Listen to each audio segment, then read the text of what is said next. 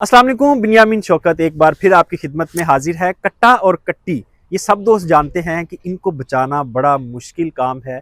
और हुकूमत पंजाब की तरफ से आपको याद होगा कि 2012 में सेव दी काफ यानी ये जो भैंस के बच्चे हैं इनको बचाने का पूरा प्रोजेक्ट दिया गया था और ये कोई 1.5 अरब रुपए का प्रोजेक्ट था। इसने कुछ काम भी किया लेकिन सिर्फ 2-3 साल चलने के बाद ये बंद हो गया। और उस वक्त से आज तक किसानों में एक ट्रेंड है कि इसको बचाने की कोशिश की जाती है, जबकि इससे पहले इसको कोई खातिर खा घास नहीं डाला जाता था, ऐसी बस फेंक दिया जाता था। तो जमील मेमन साहब के साथ आज हम एक बार फिर मौजूद हैं। उनके पास बड़े यूनिक फार्मूले हैं और इस फार्म पे कराची में उनके भैंस फार्म पे जो मोर्टेलिटी है कट्टे और कट्टी की ये तकरीबन 0 है। ओवरऑल ये 30% के करीब है, लेकिन इस फार्म पे जहाँ हम मौजूद हैं 0 है। ये बड़ा ज़बरदस्त फार्मूला है। ये हाजी साहब से पूछते हैं, हमारी तो समझ में नहीं आ रहा। अस्सलाम वालेकुम। जो मेरी पेलन ब्याती है गाय, तो उसके थन बड़े छोटे होते हैं, इंग्लिश गाय के खासकर जो क्रॉस गाय रहते हैं, आप बीज रखते हैं तो ग्वाला नहीं चो सकता उसको, बहुत छोटे थन होते हैं, आधी इंच के। तो हम उस पर 2 बच्चे छोड़ देते हैं एक गाय के ऊपर भैंस के। यानी उनको आप उसकी मदर फीड नहीं मदर से 2 दिन दूध पिलाते हैं। उसके बाद वो कोलेस्ट्रॉम पी लिया, उसने दूध पी लिया 2 दिन, वो अलर्ट हो जाता है। इसके बाद उसको गाय पे लगा दिया। एक गाय 4 बच्चे आराम से पाल लेती है भैंस के। तो कितने टाइम दूध पिलाते हैं? 3 महीने नहीं, दिन में कितने बार? 2 टाइम। 70 से 90 दिन तक उसको दूध पिलाना लाजमी है। 90 दिन पिला तो और अच्छी बात है। फिर उसी गाय पर 4 बच्चे और लग जाते हैं। फिर इसके बाद तीसरे टर्न में भी 4 बच्चे लग जाते हैं, 2 लग जाते हैं अगर कम दूध हो गया तो। दूध के हिसाब से उसको 2 किलो की रजाई माँ जो है वो गाय बना देते हैं, तो उससे पाड़ियाँ भी पल जाती हैं, क्योंकि भैंस का दूध महंगा भी है और कम भी है, और 4 बच्चे पाल भी नहीं सकती, एक ही बच्चा पालेगी। तो इसलिए सबसे आसान और सबसे इसको वोम पिलाएं, क्या बोलते हैं, मिल्क रिप्लेसर, उससे 100 दर्जे बेहतर है। मिल्क रिप्लेसर में तो 37 सेंटीग्रेड गर्म नहीं किया अगर ग्वाले ने लापरवाही की तो उसमें जलाब लग जाएंगे, मौसन हो जाएंगे और ख़राब हो जाएगी। उसमें कोई ताकत भी नहीं है, वो भी वेजिटेबल फैट का बनता है। मैंने यूएसए में सारी स्टडी की थी इसके ऊपर। तो उसमें इतनी जान नहीं जितने गाय के दूध में जाना है। अपने गाय को जो खिलाना अच्छी तरह खिलाओ ताकि माँ का अच्छा दूध हो तो बच्चे जल्दी जवान हो। और एक बहुत बड़ा फ़र्क महसूस किया मैंने। अच्छा, बहुत ज़्यादा मोर्टेलिटी रेट होती है कट्टे और कट्टी में, तो आप जो ये वाला फार्मूला है उससे आप कैसे इसमें कोई मोर्टेलिटी नहीं होती है। आपके यहाँ बच्चे कितने एक्सपायर होते हैं? मेरे ख्याल में 100 में 2 भी नहीं होते हैं। अच्छा, यानी आपकी 2% से वो भी नहीं होते हैं। मैं 2% बहुत ज़्यादा बोल रहा हूँ, क्योंकि जब आप पूरा 2 किलो दूध टाइम का दे रहे हो उसको, उसकी ग़िज़ाइयत पूरी हो गई, और वो भैंस का दूध पीने के बाद सुस्त होकर गिर पड़ता है बच्चा पाड़ी। गाय का दूध पीने के बाद उछल रहा होता है वो उसका दूध पतला है, उसको बड़ा अलर्ट कर रखता है वो मकसद के उसमें सेहतमंद ज़्यादा होता है। तो कोई काउंट करके पिलाते हैं कि ये गाय इतना दूध दे रही है तो एक टाइम में कितना पी लेगा, या खुला पी ले जितना पीता है? क्रॉस गाय है ना, अच्छी गाय क्रॉस हो तो अंदाजा हो जाता है कि 6-7-8 लीटर इसने दूध देना है टाइम का। क्रॉस वाली, देसी नहीं। तो 10 देगी या 12 देगी तब भी खैर 3 पी लेंगे। 8 देगी तो 2 पी लेंगे। 4 थन पे 4 लगा देते हैं। 2 दिन सेट होने में लगते हैं उनको, डंगा बांध के सेट कर दो। फिर वो माँ खुद समझने लगती है कि मेरे बच्चे हैं ये। अल्लाह ने इतनी वो दी है इसमें कि वो खुद पिला रही होती है, खुद चला रही होती है, जल्दी बच्चे खोलो ताकि मेरा लोड कम हो। तो मकसद वो इतना बड़ी को वो नहीं है। और बड़ा अच्छा तजर्बा रहा। और मैंने ये, मेरे पास जायका वाले आए थे, जापान वाले। उन्होंने जायका का हीरा शामी को, उनका उसका जो चीफ था, जो 25 अरब की इमदाद दी थी पाकिस्तान को, सारी खा पी के कुछ भी अमल नहीं हुआ।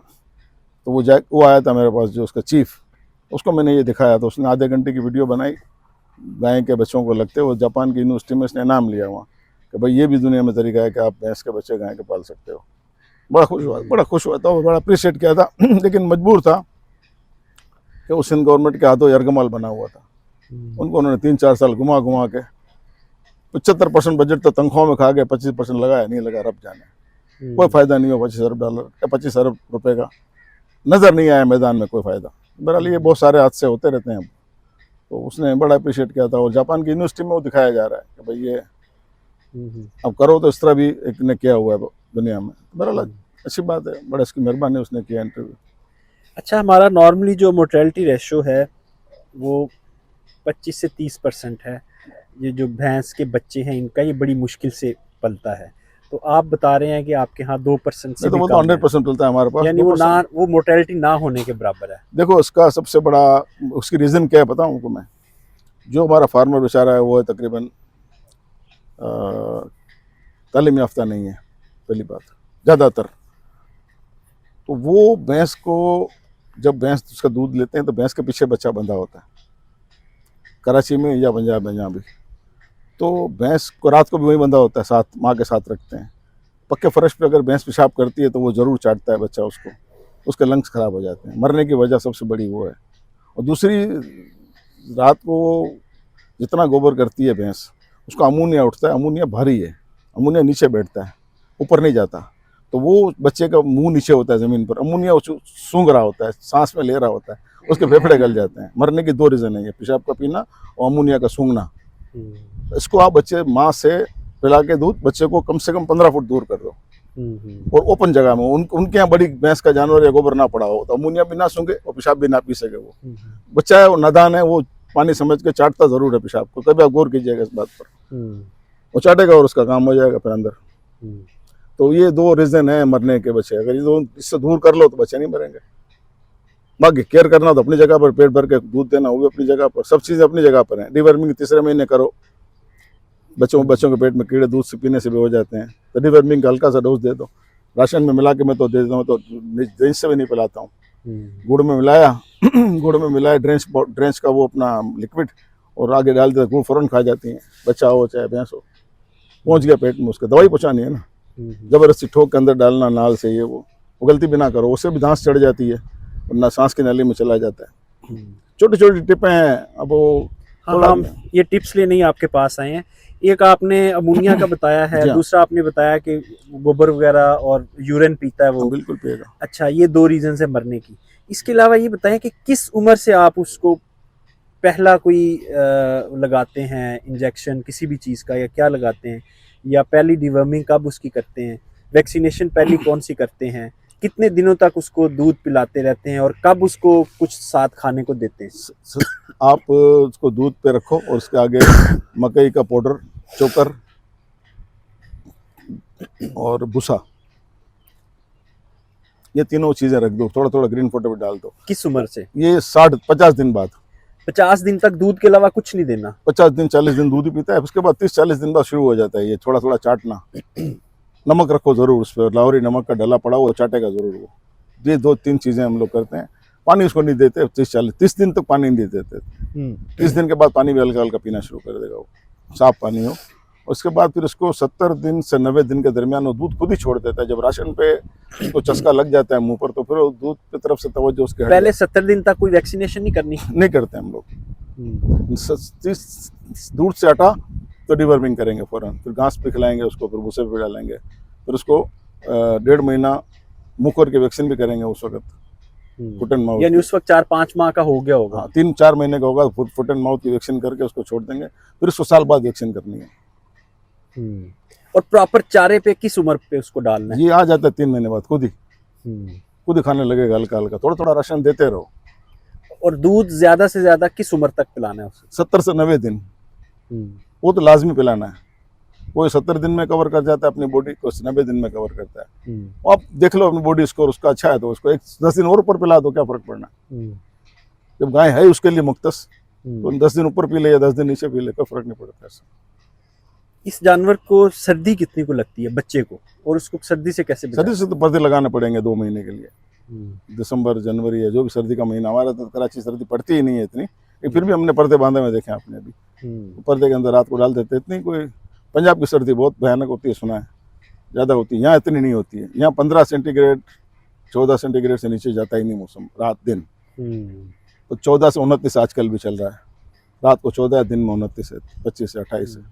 तो यहाँ इतनी सर्दी का वो नहीं है असर, लेकिन अंदरूनी सिंध भी है, पंजाब भी बहुत ज़्यादा सर्दी पड़ती है, सरहद में बहुत ज़्यादा सर्दी पड़ती है। तो एहतियात करें उसकी, बचाना है उसको। भैंस को सर्दी लगती है, गाय के बच्चों को नहीं लगती है इतनी जितनी भैंस के बच्चों को लगती है। गाय का बच्चा जरा वो होता है, लेकिन फिर भी एहतियात करें, अच्छी बात है। बंद करने में क्या हर्ज है आपको? 200-500 हज़ार रुपये के पर्दे लगते हैं ना, चाहे प्लास्टिक वुमन बैग के हों, चाहे जूट के बैग के हों, जो मर्जी वो आन दो चारों तरफ। अच्छा, इसकी जो प्राइस है वो मार्केट में नॉर्मली बड़े सस्ते दे रहे होते हैं ये बच्चे। हाँ, बच्चे। तो ये आपको लगता है कि ये वाला बिजनेस ठीक है कि बच्चे लेके लोग पाल लें? कुछ लोगों ने किया है, मुझे मेरी नॉलेज में ओकाड़ा में, कि बच्चे लेते हैं मंडी से, कराची वाले भैंस ले जाते हैं तो खाली भैंस ले जाते हैं, बच्चा उधर ही छोड़ जाते हैं, चाहे 15 दिन का हो, चाहे 10 दिन का हो, चाहे महीने का हो, वो 3 से 5 हज़ार रुपये के दरमियान रेट चलता है। वो 50-100 बच्चे लेके गाय के नीचे लगा के बिल्कुल अच्छा बिजनेस, अगर इसके अपना रकबा है तो। क्योंकि इसने फिर चौथे महीने से आधा मन घास खाना शुरू कर देना, उतने आपके पास अवेलेबिलिटी घास की हर वक्त। 3 साल तक, 3 साल में जाके इसने बच्चा देना है। जी हाजी साहब, आपके वक्त का बहुत शुक्रिया। और कोई खास बात बच्चों के बारे में आप बताना उसको आपने हमारे पास जो मैंने रिकॉर्ड मेंटेन किया है, तो मेरे पास 28 से 32 महीने में भैंस का जो पाड़ी होती है, 28 से 32 महीने में बच्चा लेके आती है वहाँ से, ज़मीन से। आप 36 महीने पकड़ लें, अगर 3 साल में भी अगर वो आपकी पाड़ी 5 लाख की बन के आती है या 4.5 लाख की बन के आती है, तो इससे अच्छा कौन सा बिजनेस है फिर। और ये देखो ना, भैंस की जो हमने नस्ल तबाह करनी थी कर दी, ईरान चली गई, अफगानिस्तान चली गई, श्रीलंका चली गई, चाइना चली गई, एक्सपोर्ट बाकायदा लीगल एक्सपोर्ट हुई। अच्छी जो नस्ल थी, पेडिग्रीड जानवर कुछ मौजूद थे ज़्यादा दूध देने वाले, वो नॉर्मली हमने एक्सपोर्ट कर दिए। मैं कह रहा हूँ ना कि अभी भी बहुत कुछ है, इसको बचा लें, इस पर ध्यान दें। तो ये तो जिस तरह सोने का रेट बढ़ रहा है, इस तरह इसका रेट बढ़ रहा है। 6 लाख तक भैंस पहुँच गई है कराची, मिल नहीं रही है इसमें भी, 6 लाख में भी कराची में मिलती नहीं, अच्छी भैंस नहीं मिलती। तो मकसद ये तो गोल्ड है समझो, ब्लैक अप। जी हाई साहब, आपका बहुत शुक्रिया, आपने ज़बरदस्त टिप्स दी फार्मर को, और प्रैक्टिकल टिप्स हैं, आप ये सब कर रहे हैं और आपका जो रिज़ल्ट है वो नज़र आ रहा है। काश्तकार भाइयों, ये जो जानवरों के बच्चे हैं, ख़ास तौर पे भैंस का कट्टा हो या कट्टी हो, यही असल में आपका एसेट है। अगर आप इसको बचा लें तो आप जो है वो अपने प्रॉफिट को मल्टीप्लाई कर सकते हैं। इजाज़त दीजिए, खुदा हाफ़िज़।